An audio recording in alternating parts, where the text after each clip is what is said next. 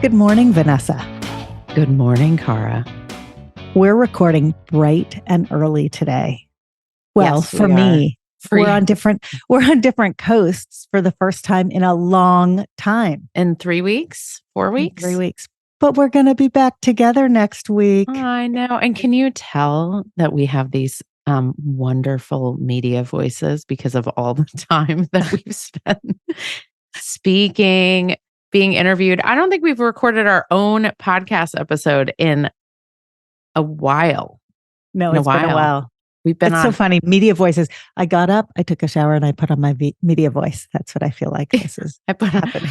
I put on my makeup. What's that song? What's that song? I could sing it. Sing but it. I'm gonna spare. Oh no, I'm not going to sing it. But I am going to tee up today's episode. That is what I'm going to. Oh, is that what we're here for? I'm going to pivot and talk about today's episode, which I'm so excited about because it really falls on the heels of a series of episodes we've done recently with guests, particularly the episode we did just this last week, where we interviewed Jacqueline Friedman, who runs an organization called Educate Us or Educate US, depending upon how you pronounce it. It's an organization that looks at political steps that can be taken, legislation that can be put into place to not just build standards for health and sex education, but actually to build legal requirements for sex and health education. And it may come as no surprise to you listeners that we have that conversation with Jacqueline because we are personally extremely invested in health and sex education. And we are here to announce in a very pre kind of way that we are getting on the front lines and going beyond a podcast and moving beyond a book. And what we've been doing in all of our spare time is actually building a curriculum that takes our tone and our approach, which we like to consider relatable and reliable. That's our little punchline, and flip it into classroom materials so that kids can get the education they need. And teachers, even if they're not trained to teach this, can deliver the information in a way that feels comfortable. That was the biggest run-on sentence ever. You sounded like me, Cara. I know. And. But this is why we are here today on the heels of speaking with Jacqueline to talk about what we're doing and the steps that we're trying to take. So let me set the scene for everyone. You're so good at setting the scene. I'm so good. If any of you have heard us on the road and our talk, I do a lot of setting the scene, which allows me to let my freak flag fly a little bit. And it's super fun. So we are about a dozen schools into 4 dozen, I think about 4 dozen school talks over the next few months.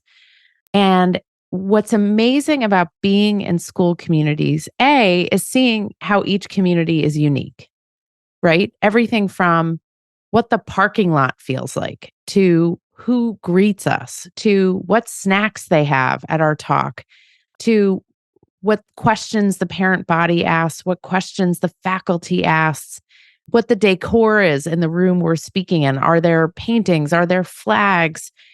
Is it serene and completely quiet? Is it loud and noisy? Are there kids running past? It's always quiet when I open my mouth, and it's always like laughter when you open your mouth, I'll just say. So Cara and I take turns getting up to speak. We sort of tag team. It's like WWF, except there's no wrestling involved. It's just talking. And everyone's like braced for whatever information Cara is about to lay on them. I step up with my mic and people are like, and What's then she gonna tell Vanessa us? steps up and she's like, let me set the scene. And people are like, ah. They're like, I can breathe for the next 5 minutes. So we're seeing all these communities and they're all totally unique. And that is an amazing part of the experience. And we love meeting everybody. Like, people who've been listening to our podcast from the very beginning, and people who just heard about our podcast last week, and everyone in between, and the questions they ask, and the kind of emotion they bring to it, and the vulnerability, and all of that. And I'm not just talking about parents, I'm talking about educators and administrators. And it is so thrilling. I mean, there's a reason why we are crisscrossing the country and like basically abandoning our families for 3 months. Because to be in community with all of these different schools and all these different parents and all these different educators is such a thrill for us. So there's lots of ways they're unique. And then there are ways where the experience is universal. And the universality of that experience is in the fact that people recognize that they need really, really, really good information that is science-based, that is up to date.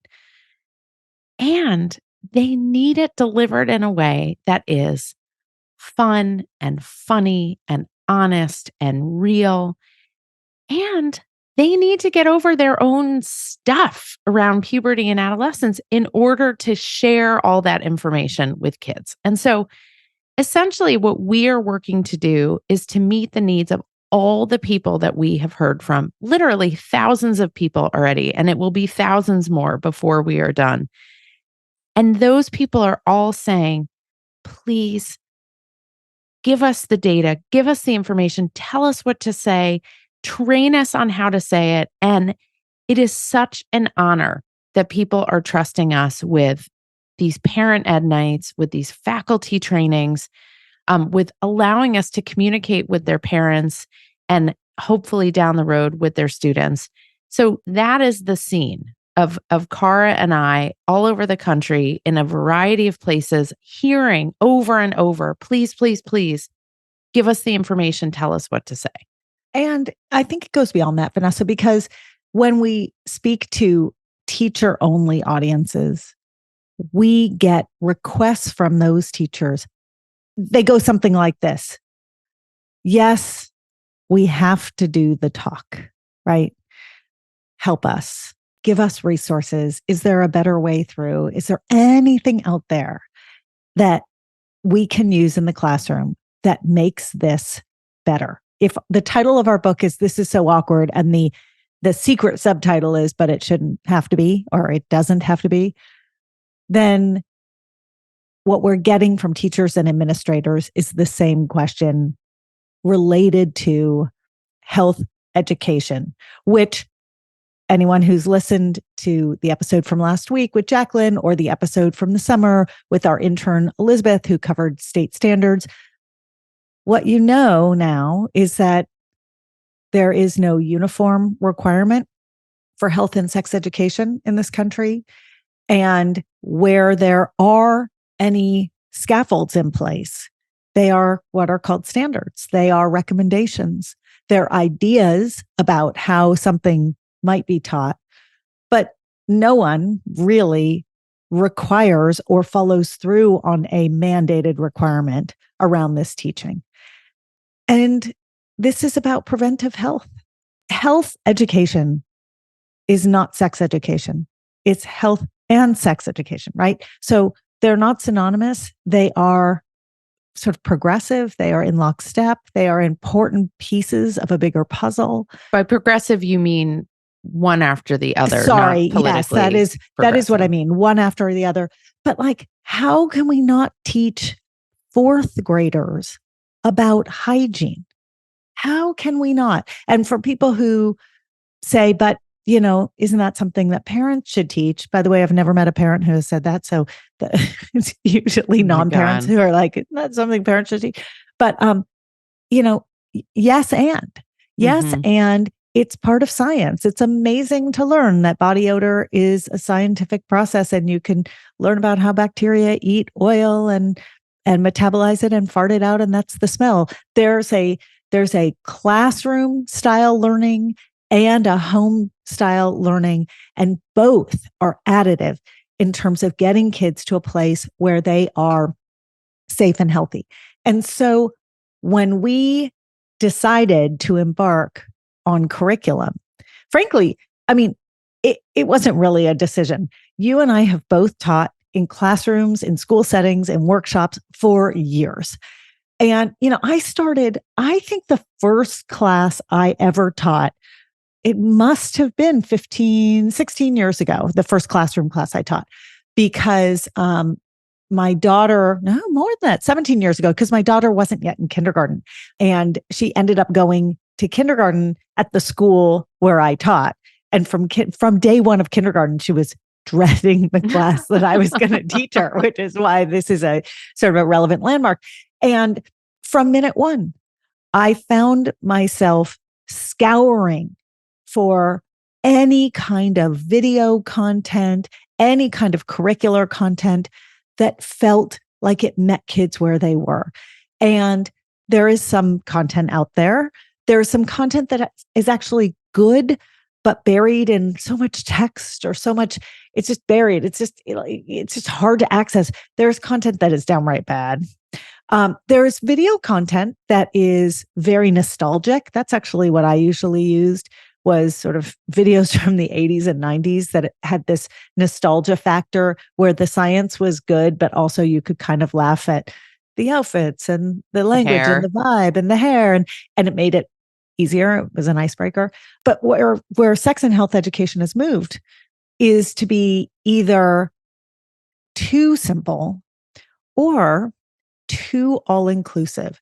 So in one lesson, you get from 0 to 100. And actually, if you've got a group of 10-year-olds or 12-year-olds, they just need to get from 0 to 10. The curriculum needs to be progressive in the sequential kind of way. It needs to, as they say in schools, have scope and sequence. You wouldn't go from basic calculations to algebra in a single lesson. So why should we go from hand washing to periods in a single lesson? Yeah. So if you're wondering what our goal is and why, our goal is to provide schools across the country with science-based, age-appropriate, developmentally appropriate information for kids. The curriculum for now will start in 4th grade and run through the end of middle school. We will add high school next year, and then we will move down from 3rd grade all the way to kindergarten in short order. Depends how much Cara cracks the whip on all of us. But more than that, the whole purpose of this is that the research tells us, and Jacqueline talked about this last week, and we see this in the Youth Risk Behavior Survey from 2021, and I have no doubt it will be repeated in their 2023 survey when that comes out, that schools that teach health and sexuality education are safer places for all of their students. And when I say all of their students, I mean all of their students, not just kids who identify as LGBTQ+, not just female students, all of their students. It shows a rate of less bullying. It shows a rate of less violence. It shows higher rates of inclusivity, higher mental health outcomes. Like, this is not just condom on a banana type stuff. This is about human relationships, respect, consent, bodily autonomy, agency, self-esteem. There are some really fundamental and critical aspects to what gets taught overtly, right? Like, have the incredible privilege of working with the sexuality educator, Shafia Zaloom, who's based in the Bay Area. She is a total hero of ours. We learn from her every single time we talk to her. She's also funny as hell. And she is working with us and writing every single consent module in this curriculum. And there is literally no one better in the entire country to provide this information to kids and educators than Shafia. Like, we are not messing around. We are finding the absolute best voices in the country to help us build this curriculum. And I want to pull that phrase you just said, kids and educators. Because one thing that we have heard over and over and over again for years, but especially being on the road with this book, is that educators feel flat footed. There are a small number whose schools have supported their education in health training. So their schools have sent them to conferences or enrolled them in classes to teach them how to be health educators. That requires their own personal interest and their own initiative, and then school time and often funding to do that. That is a small group. It is a special group of people, and they are often the leaders of this curriculum at their schools, but not all schools have people who are trained. And most people who are asked to teach a class on health education, whether it is about sharing and consent, or body changes, or hygiene and using soap in the shower, or periods, or sex, or drugs, right? Huge swath of topics. No matter what it's about, most of the people who are asked to teach it have no training. And they can't say no, or they don't feel that they can say no. And their school is often very apologetic. I know you don't have any training, but someone needs to teach it. The kids trust you. You have a delivery that works with them. You work in the middle school, or you work in the, can you please do this? And for those educators, not only do we see you, but we have your back. So part and parcel of what we're creating is a roadmap for educators so that they can dive into a class on a moment's notice and they feel armed to teach it in a way that is comfortable and safe, but they're not so bogged down with 25 pages of text and rules about the lesson. There's a very simple roadmap. I will tell you who we have left out of the equation, Vanessa. We have left out, because we can't fix everything all at once, we have left out the parents and guardians and primary caretakers at home who have also told us that they are starving for this information and they want to know what their kids either are learning in school or should be learning in school so that they can carry on that conversation.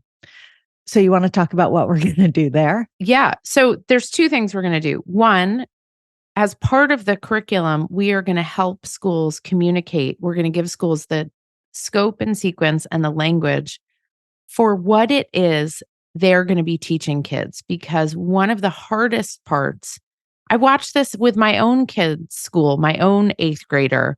The health teacher had to tell the parents what she was going to be teaching the kids. And it's really stressful. So part of what we're providing with the curriculum is communication between the school and the parents about what is covered in that particular year's health lessons and why, and what the thinking is and why it's important and how it helps keep kids healthy and safe. So that's one element. The other element is for those of you who live in communities, in school districts, in states, in parts of the world where school-based health and sexuality and relationship education is not available. And for those of you who just want extra credit and your kids are learning stuff and you want to know what they're learning, we are creating a curriculum that I put curriculum in air quotes for families and for parents who believe in the responsibility of giving their kids this education at home, but aren't trained in it, maybe didn't grow up with this education, aren't sure where to begin, aren't clear on what's age appropriate or what age to start or what to include and what to wait on till kids are older. So the next goal is a companion, parent, caregiver, and family piece to this curriculum. And here's what we haven't said, Cara. So we think we're pretty funny. Hopefully some of you think we're pretty funny. We think we're like pretty up to date on like what's going on in the culture and how kids learn and how it's best to give kids information and how it's effective to relay complex science and important social and emotional concepts. So part of this curriculum is actually fun and funny. And we use videos and memes and all sorts of multimedia presentations so that it's not a kid sitting bored listening to an adult talk at them. It is interactive, it is multimedia, it is joyful. It is not fear-based. It is information-based and empowerment-based. And I would say that's what sets this apart the most is the vibe and the intentionality behind that. So this is not one gigantic commercial for our curriculum. The reason we are doing this podcast today is that Vanessa and I want to solicit feedback from people all over the country. We have audiences of 50, 80, 100, 200 people coming to listen to us at various schools. And it's amazing. And we solicit feedback from them and we take every question people ask us and it goes into the bank of questions. And all of that is very important in terms of how we're building the content for kids, for educators, and for the adults who are raising these kids. However, there's a much broader audience than the audience that we're getting in front of over the next 6 to 8 weeks. So we are reaching out to you, our listeners, to share with us your feedback. So first of all, if you're interested in hearing about the curriculum and you would like to get on our email list so that we can send you information that you can pass along to your school, or if you are a teacher or administrator and you are already affiliated with a school, email us. thepubertypodcast@gmail.com. Is it the Puberty Podcast, Vanessa? Yeah. Yes. The pubertypodcast@gmail.com. Send us an email, put in the subject line, add me to your email list for curriculum, and we will happily put you on there and start sending you materials that give you a peek into the curriculum and share it with you when it is available in the next few weeks. If you have a thought or an idea about a topic that you feel really needs to be covered, we want to hear from you. We know what the best practices are currently. We know how we think a curriculum should unfold. However, we also know that there is not enough time and space in a school day to teach everything related to health that kids need to know. So one of the things that we're doing as we build the curriculum is we are organizing it in such a way that the content is prioritized for the school. This is what kids really must know. And here are all the ancillary lessons that if something comes up or if you have extra time, these are incredible things for kids to know. What we would love to hear from you, tell us what is going on either in your kid's life or in your kid's school that you think translates into a must teach or may teach kind of lesson. What would you, as the adult, want to see in these materials as we build them over time for a given grade? Yeah. And for those of you who are educators, because we know we have tons of educators in our listener base, tell us what makes it hard to teach health ed. What gets in the way? Is it the structure of the school day? Is it the amount of time you have? Is it most or many schools that don't have year-long health ed curriculum do a kind of a spring health ed class. And so is it hard to teach at the end of the year? Is it great to teach at the end of the year because you've earned trust with the kids? Like, we want to understand from an educator's perspective, what are the highs and lows of being charged with this important responsibility? And I should add, Cara, that we are in tandem developing professional development materials for educators to accompany the curriculum, and also hopefully someday like a whole vertical of professional development in partnership with Shafia and some of the other wonderful educators we work with. And we want to know, like, what would really help? Because so many people say to us, I want to do this right. This is hard for me. I'm not trained in this. I don't know how to do it, but I want to do it right. And by the way, that's the same message we get from parents. This is not just the message we get from educators. This is also the same thing. everyone has the best of intentions, and our job is to help provide information and guidance. And so help us help this country by understanding even better, after all the research and all the work we've done, what would make your job easier and more effective and more successful. So, Car, I feel like we should give people a teaser on what's actually in the curriculum so that they can have a sense of what they're reacting to, because we've only been obsessing over this for several months. You mean they can't read my mind? So that's a good place to land as we prompt you to send us feedback. So each grade level has a set of 8 lessons. In my fantasy world, health education has 8 slots over the course. Health education is every day in my fantasy world, but it's so this is a combination of must do, may do, and it covers everything from basic hygiene and body changes, separate lessons, to consent and relationship building and friendship dynamics, all separate lessons, to sex education, drug education, to safety issues, to hair growth and body odor, and understanding the science behind certain specifics and managing those specifics and understanding why it's important. In the consent corner, we have as you mentioned, we have a consent lesson in every single grade. Consent teaching should begin in preschool, right? Consent teaching is not about sex. It's about mutual enthusiastic agreement to sharing space or sharing feelings or sharing.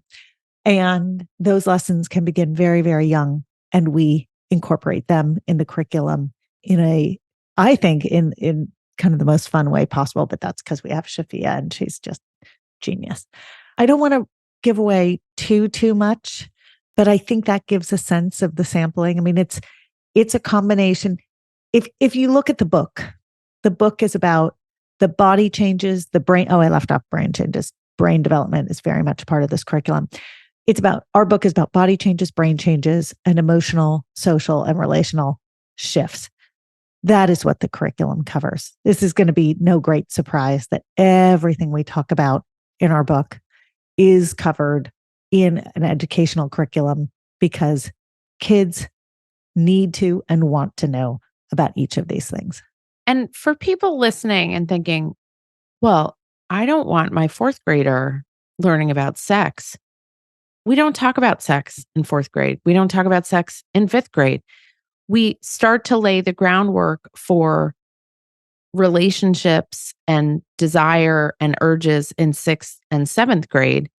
But again, people assume that all the fundamental aspects of helping kids learn how to take care of their bodies, how their bodies change, how their bodies are in the world, and how to keep them safe, that requires a ton of foundational work long before the topic of intercourse is ever introduced. And then people freak out. Oh my God. Well, we keep hearing from schools all over the country that people keep asking about, like, well, do you teach about gender identity? Because that's not appropriate. And our whole philosophy is like, there's so much stuff that is just about inclusivity, about using inclusive language, about making sure everybody feels heard. No one is indoctrinating anyone. And that, I don't mean to get preachy and soapboxy, but we want to make it clear that good information is not about indoctrination. It's about agency and safety and good information.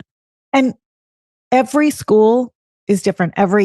As Jacqueline said on the episode last week, every state is different within every state. Every county is different within every county. Every neighborhood and district and school is different. And so we have created content that we suggest for specific grades and ages and levels. But the truth is, each school will be left to choose what feels appropriate to their population. So if you have a group of kids in the 4th grade that needs more information about brain development than we've put in the 4th grade curriculum. Once someone signs up for the curriculum, they have access to all the information across every grade, and the school and the teacher can work together to decide what they want to use. Likewise, if you have an issue pop up in a grade and it requires some basic science information, a bullying issue or a friendship issue, the information in the curriculum can be tapped on an as-needed basis. So not only are we not trying to be preachy, but we're also not trying to be prescriptive. We do realize that what different communities need is going to vary.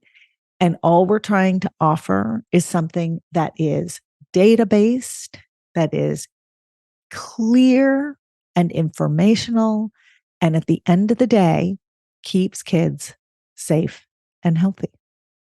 We can't do this without you.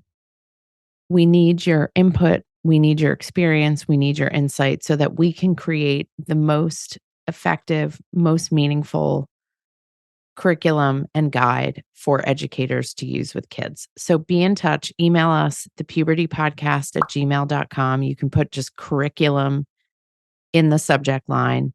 And in the coming weeks, we will have more and more information. But in the meantime, you can check us out at, it's traditionally been orderofmagnitude.co, but we can't buy the M. So we are now going to be found. That aspiration has been shot. So we can now be found at modernpuberty.com. And we will have more and more information about the curriculum in the days to come. Be in touch. Don't be shy. Send us suggestions, thoughts, ideas, insights, all of it, because we need to do this with everyone, not just for everyone. Thanks, Vanessa. That was a very long pause. Thanks, Cara. I'm so excited. Me too. Thanks, everyone. We absolutely love hearing your feedback and getting all your questions. So anytime you want to be in touch, email us at thepubertypodcast@gmail.com. If you're looking for great puberty products like the shorts or the socks or the bra, you get the theme there, go to myumla.com. If you want more content, you love what we do on the Puberty Podcast, and you want to have us come speak or learn more about our book or subscribe to our amazing newsletter, The Awkward Roller Coaster, go to orderofmagnitude.co. Remember, it's .co because we don't have enough money to buy .com yet.